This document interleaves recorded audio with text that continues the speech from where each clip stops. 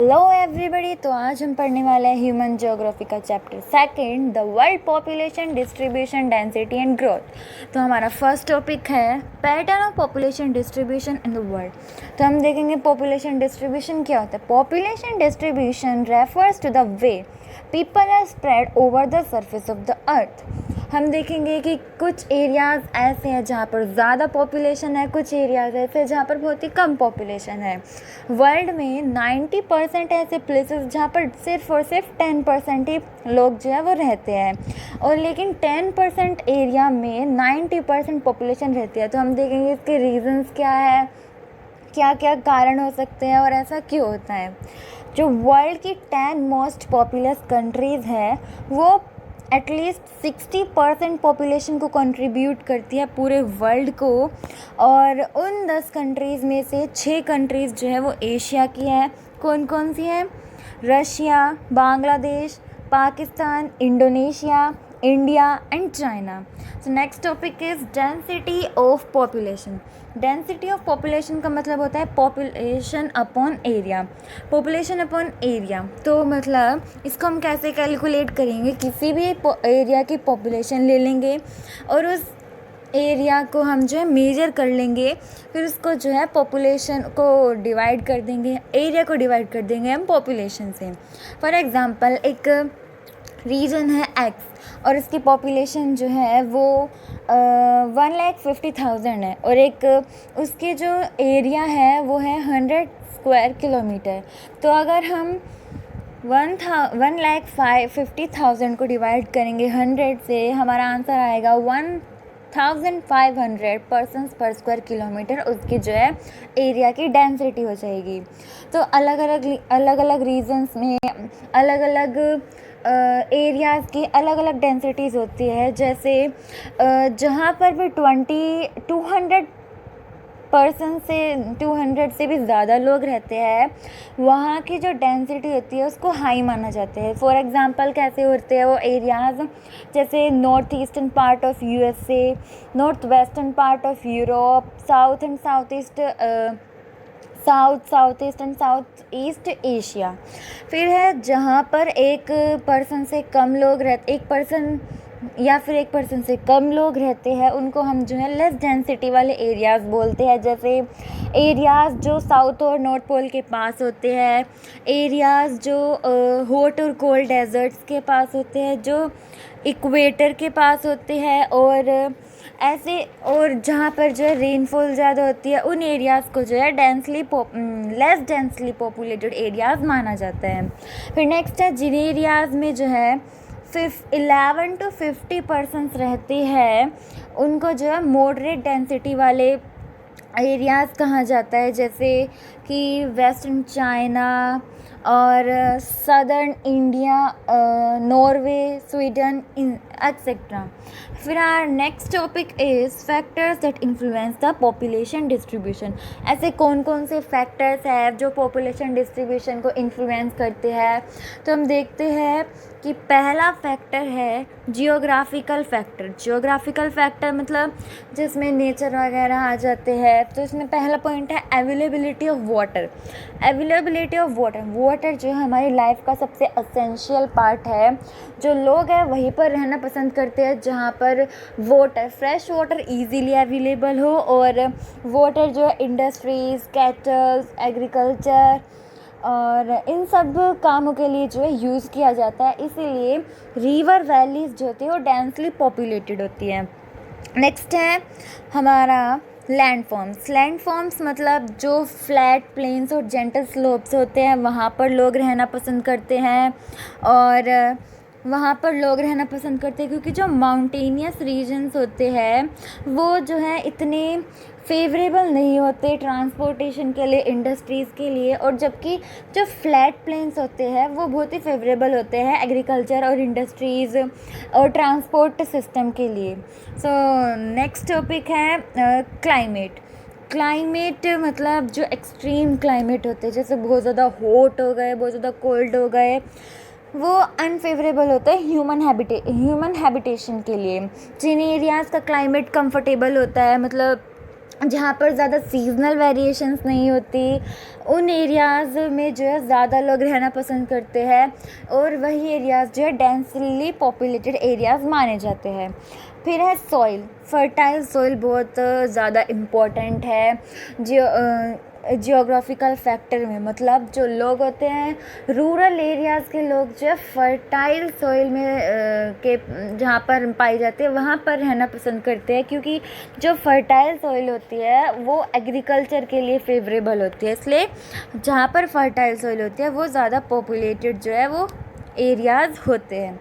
Next है हमारा economic factor. Economic factor में आ जाएंगे minerals, urbanisation and industrialisation. Minerals क्या होता है, जैसे जहाँ जिन भी एरियाज़ में मिनरल्स पाए जाते हैं वो जो है इंडस्ट्रीज़ को अट्रैक्ट करते हैं। मिनरल्स और इंडस्ट्रीज़ जो है एम्प्लॉयमेंट को जनरेट करती है, और ये सेमी स्किल्ड और स्किल्ड वर्कर्स को जो होते हैं इन एरियाज़ को डेंसली पॉपुलेटेड बनाते हैं। For example Katanga, Zambia, copper belt in Africa.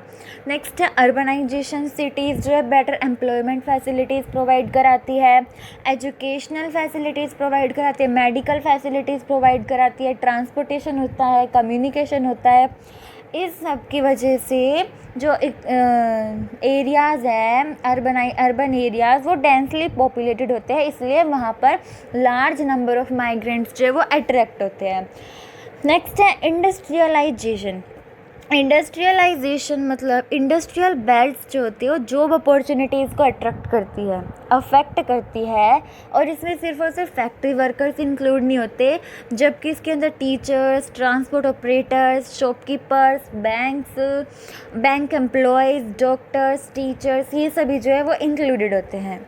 So next is social and cultural factor. इसमें जो है कल्चर आ जाएगा कि जहाँ पर एक ही कल्चर के लोग होते हैं, तो जैसे एक सोसाइटी उसमें से हिंदूज़ ज़्यादा रहते हैं, तो जो लोग हैं वो वहाँ पर ज़्यादा हिंदू लोग जो ज़्यादा अट्रैक्ट होंगे, इसलिए वो जहाँ पर सेम कल्चर होता है वहाँ पर ही जो है डेंसली पॉपुलेटेड होते हैं, क्योंकि और रिलीजन भी एक कारण हो जाएगा। सेम रिलीजन के लोग एक साइड रहते हैं और हिंदू जो है एक साइड रहते हैं, मुस्लिम जो है वो एक साइड रहते हैं।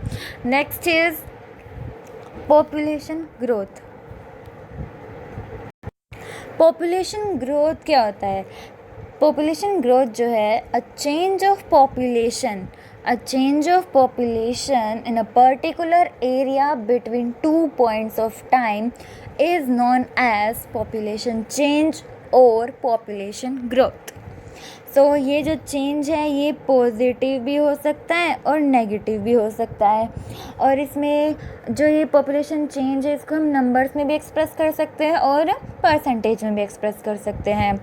इकोनॉमिक डेवलपमेंट, सोशल अपलिफ्टमेंट और किसी भी एरिया के हिस्टोरिकल और कल्चरल बैकग्राउंड का इंडिकेटर होता है पॉपुलेशन चेंज। नेक्स्ट है हमारा इस बॉक्स में देखेंगे हम कि growth rate of population. Growth rate of population क्या होता है?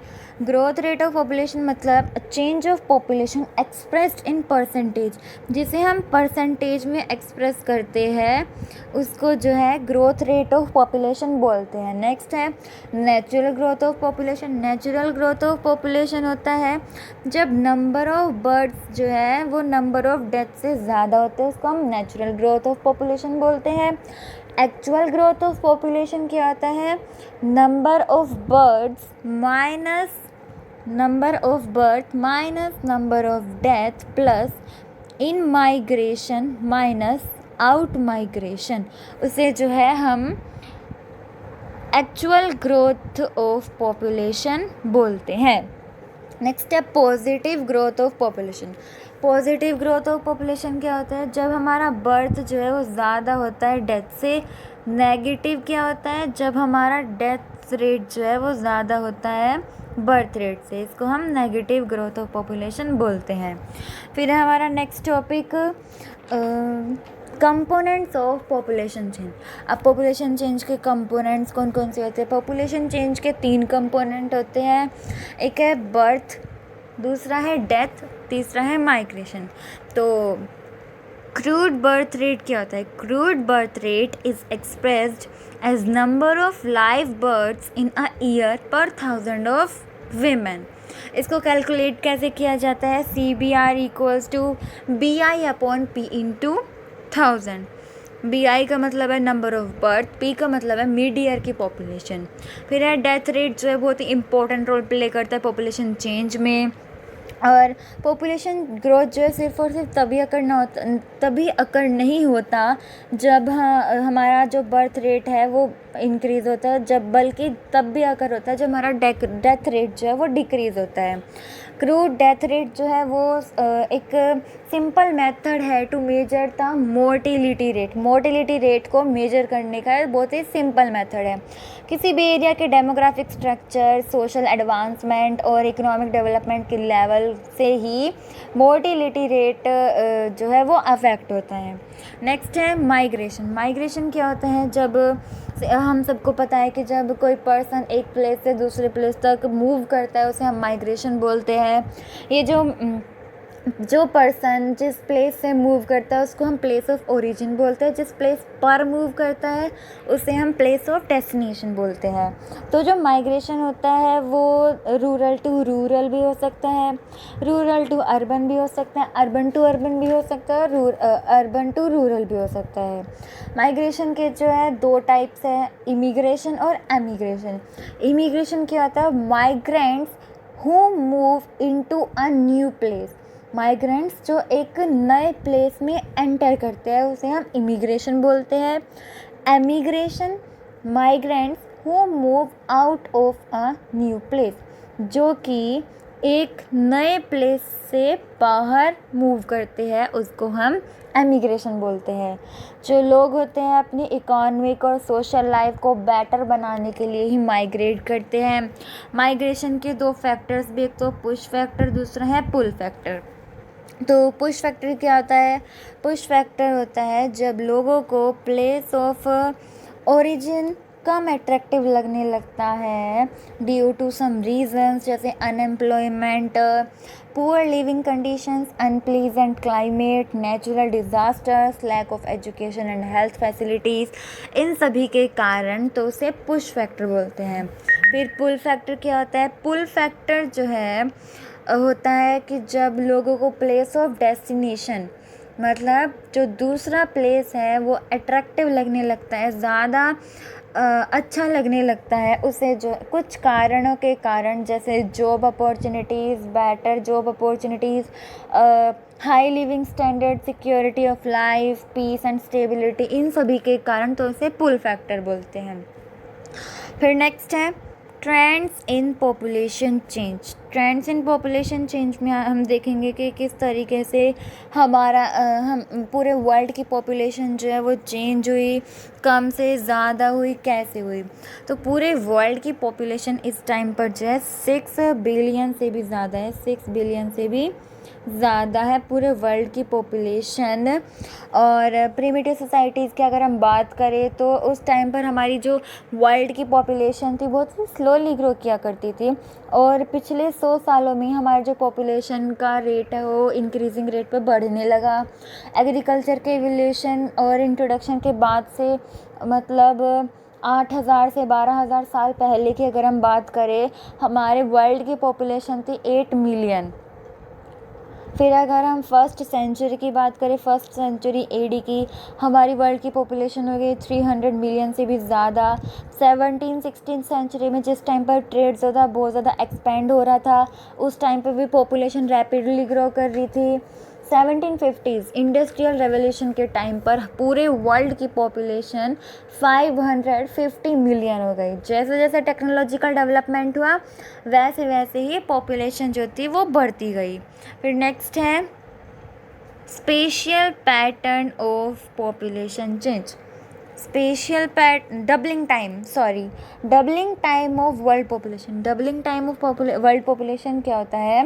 Population doubling time is the time taken by any population to double itself at its current annual growth rate.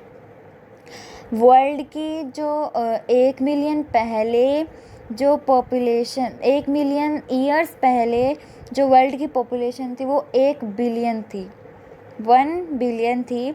12 साल लगे वर्ल्ड को अपनी पॉपुलेशन को 5 मिलियन से 6 बिलियन तक बनाने के लिए। तो जो डेवलप्ड कंट्रीज़ होती है वो बहुत ही कम टाइम लेगी, बहुत ही ज़्यादा टाइम लेगी अपनी पॉपुलेशन को डबल बनाने के लिए। और जो डेवलपिंग कंट्रीज़ है, लेस डेवलप्ड कंट्रीज़ है, वो जो है बहुत ही कम टाइम लेगी अपनी पॉपुलेशन को डबल बनाने के लिए, क्योंकि डेवलपिंग कंट्रीज़ में जो पॉपुलेशन होती है ज़्यादातर इलिटरेट होती है और सैनिटेशन प्रॉब्लम्स होती है इसी कारण। फिर नेक्स्ट है special pattern of population change. Special pattern of population change में क्या है, डेवलप्ड कंट्रीज़ में ग्रोथ ऑफ पॉपुलेशन कम है as compare to developing countries. Economic development और पॉपुलेशन ग्रोथ में नेगेटिव रिलेशन है, मतलब जब कोई कंट्री इकोनॉमिकली स्ट्रांग होती है तब ग्रोथ रेट जो है बहुत ही कम होता है। वर्ल्ड का annual growth rate of population change जो है वो 1.4% है। ये परसेंट जो है बहुत ही कम दिखता है, लेकिन ऐसा बिल्कुल भी नहीं है, क्योंकि जब एक small annual rate of population change apply होगा ज़्यादा लार्ज पॉपुलेशन पर, तो इससे पॉपुलेशन चेंज जो है ज़्यादा दिखाई देगा। ग्रोथ रेट जो है चाहे डिक्लाइन हो रहा हो, लेकिन हर साल पॉपुलेशन जो है बहुत ही ज़्यादा बढ़ती है। अब हमसे जो है 1 मार्क में क्वेश्चन पूछा जा सकता है कि सबसे ज़्यादा ग्रोथ रेट जो है किस कॉन्टिनेंट का है, तो हम जो है इसमें अफ्रीका लिखेंगे। सो नेक्स्ट है इम्पैक्ट ऑफ पॉपुलेशन चेंज। अब पॉपुलेशन चेंज का इम्पैक्ट क्या क्या होता है। पॉपुलेशन चेंज ये जो टॉपिक है बहुत ही थोड़ा कॉम्प्लिकेटेड है बट ईजी है। तो पॉपुलेशन चेंज के 2 इम्पैक्ट्स होते हैं, पॉजिटिव और नेगेटिव। पॉजिटिव और नेगेटिव मतलब पॉजिटिव कैसे, अगर किसी एरिया में एक किसी भी मैन ने माइग्रेट कर लिया तो उसकी जो पॉपुलेशन होगी वो कम हो जाएगी।